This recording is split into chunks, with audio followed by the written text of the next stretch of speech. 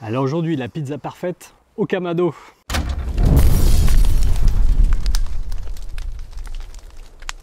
On va voir comment faire la pâte, parce que c'est un élément important. On va voir comment préparer son kamado, parce que c'est souvent là que le bas blesse. Il faut bien le monter en température, il faut bien le préparer à l'intérieur, il faut mettre son déflecteur au bon endroit et sa pierre à pizza au bon endroit. Ensuite, on va voir comment enfourner sa pizza. Alors certes, ne nous mentons pas, ça ne remplacera pas un four à pizza. Depuis qu'on teste les fours à pizza, on a pu voir effectivement la différence. Ça monte très très haut les fours à pizza. Il y a un certain nombre de facteurs qui font que le four à pizza est fait pour ça, le four à bois est fait pour ça.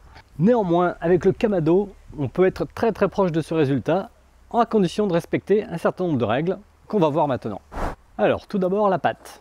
La pâte à pizza, je vous conseille de la faire vous-même. C'est pas très compliqué. Je ne suis pas le pro de la pâte à pizza, il y en a qui font des pâtes à pizza bien mieux que moi. Néanmoins, je vais vous donner ma recette. 500 g de farine, 325 g d'eau tiède, 5 g de levure sèche ou alors 10 g de levure de boulanger. D'ailleurs, je vous conseille de diluer légèrement la levure de boulanger dans un petit peu d'eau tiède, ça active la levure, et 10 g de sel. Donc c'est vraiment très simple. Vous prenez une petite partie de votre farine, dans votre robot préféré en mode pétrin, vous la mélangez avec l'eau tiède, toute l'eau tiède, et ensuite vous mettez le reste de la farine avec le levain. En dernière minute, vous venez mettre le sel. Ne mélangez jamais le sel avec la levure parce que le sel désactive l'effet de la levure.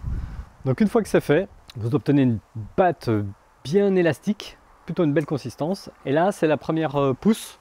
Donc là, vous la mettez dans un saladier bien huilé, couvert d'un film, et ça au réfrigérateur pendant une nuit. Le lendemain, on fait les pâtons. Donc moi, pour 500 g de farine, en général, je fais 4 pâtons. Là, j'en fais que 3. Je vais essayer de faire des pizzas un petit peu plus grandes que d'habitude. Une fois que vous avez divisé vos pâtons, il suffit de les bouler. Donc il y a un petit geste à trouver. Il faut rabattre la pâte en dessous et faire une jolie boule. Alors, rien de bien compliqué. C'est plus compliqué après de façonner la pâte. Donc voilà. Et ces boules là, donc vous les remettez dans un plat bien huilé. Et de la même façon, vous les remettez une douzaine d'heures au frais. Mais ça peut se conserver jusqu'à 5 jours. Donc voilà, vous pouvez quand même préparer un certain nombre de pâtons pour vous faire des pizzas dans la semaine.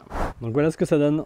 Donc important, vous la sortez à peu près 1 heure à l'avance. Maintenant, on va préparer notre kamado. Pour avoir un kamado qui monte à haute température, il y a déjà quelques règles à respecter sur le choix du charbon. Vous pouvez prendre des charbons de très bonne qualité comme celui-là, mais néanmoins trop petits. Donc ça, c'est du charbon qui est idéal pour faire du low and slow. Donc ça, à éviter pour la pizza. Les morceaux sont trop petits. Après ici, vous avez du charbon monolithe, très bonne qualité, qui monte à haute température.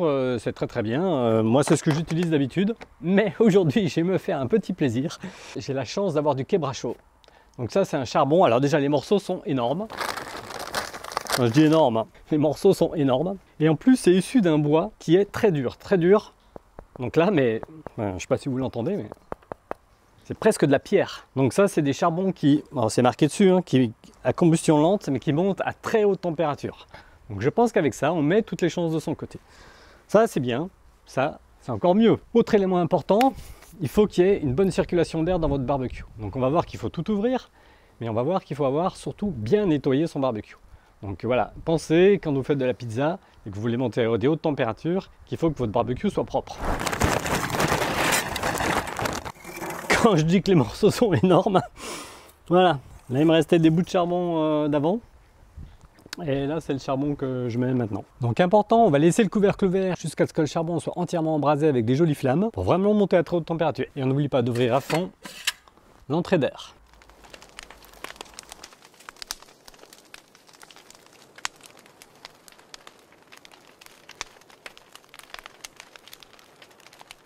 Donc voilà, là j'ai des très belles flammes. Mon charbon commence à blanchir, ma grille commence à blanchir. Donc là, on va pouvoir commencer la mise en place. L'important pour moi, là, c'est d'avoir la grille au plus haut. C'est d'être au plus haut du dôme, du couvercle. Donc déjà un déflecteur. Le déflecteur, c'est obligatoire. Dans les premières vidéos que j'avais faites sur la pâte à pizza, je plaçais le déflecteur en dessous de la grille, bien trop bas, ce qui empêchait la montée en température. Là, mon kamado va vraiment venir monter en température. Donc on va voir qu'il va monter très très vite. Et après, l'important, on va voir comment positionner la pierre à pizza. Alors je ne sais pas si vous voyez l'aiguille, je vais vous la montrer, mais elle monte comme un compte-tour. Donc vous voyez, quand on laisse bien monter en température, ça monte très très fort derrière. Moins de 2 minutes, je viens de fermer le couvercle et je suis déjà à 350 degrés. Donc ça monte vite quand on le laisse bien prendre. Important, hein. Ouais, ça y va, ça y va. On va dans le rouge, hein. Alors je vais venir positionner maintenant ma pierre à pizza. Et c'est l'élément le plus important. Il va falloir laisser une couche d'air entre le déflecteur et la pierre à pizza. Donc là-dessus, plusieurs possibilités. Il y en a certains, je vous mets quelques images. surtout sur les sites américains, j'ai vu ça, qui mettent des boulons. Donc ils récupèrent des boulons. Alors attention, des boulons en fonction dans quelle matière ils sont, mettez-les dans le feu un petit peu avant. Moi perso, je vais utiliser ça, qui est un accessoire de l'ancienne version du Kamado, qui était en fait un porte-déflecteur. Et en fait, ça va me servir pour créer mon espace entre mon déflecteur et ma pierre à pizza. C'est parti. Je sais pas si vous voyez les flammes, mais il y a de la flamme là. Je crée de l'espace entre mon déflecteur et ma pierre à pizza. Et c'est cette couche d'air là qui va être importante. Bon, forcément, ça va baisser un peu en température. On va laisser chauffer la pierre à pizza. Pendant ce temps, on va préparer la pizza.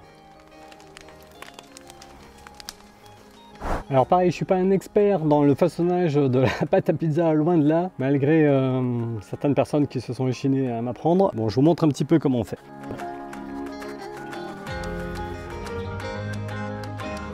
Tomate et basilic, je mets après cuisson. De même, si vous avez du jambon cuit, ça se met après cuisson. Sinon, Patrice, il vous engueule. Donc, vous avez vu, hein, j'ai mon déflecteur, j'ai ma pierre à pizza. Pour autant, je suis à 450 degrés là quand même. Hein. Donc, je suis pas loin du four à pizza. Hein. Alors, on va enfourner, ça va aller très vite. Hein. 450 degrés, ça va aller vite. Hein. Donc, faut pas se tromper là. Hein. Je vais essayer de ne pas l'ouvrir complètement pour pas perdre la chaleur au niveau du dôme. Donc, l'idéal, c'est de venir se faire aider sur quelqu'un qui ouvre.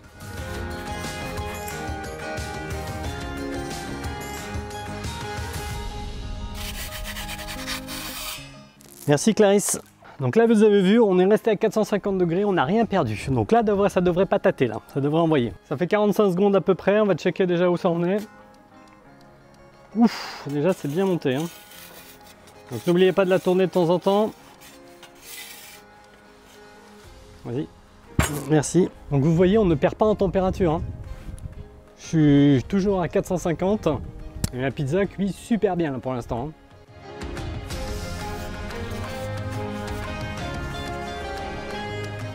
J'espère que je vais la sortir au bon moment parce que là pour l'instant elle est magnifique. Hein. Alors n'hésitez pas à la retourner souvent. Hein.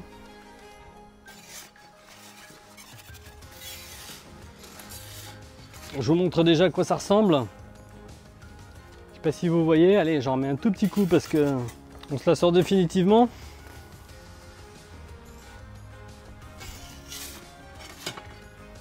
Elle est superbe.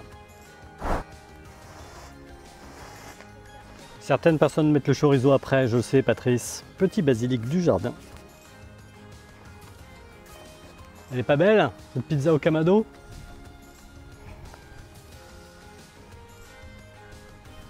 Alors une petite pensée pour mon partenaire Laurent qui est en Corse actuellement.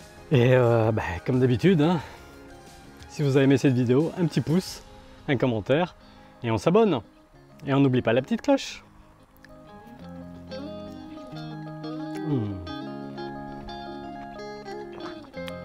La mozzarella fumée, top.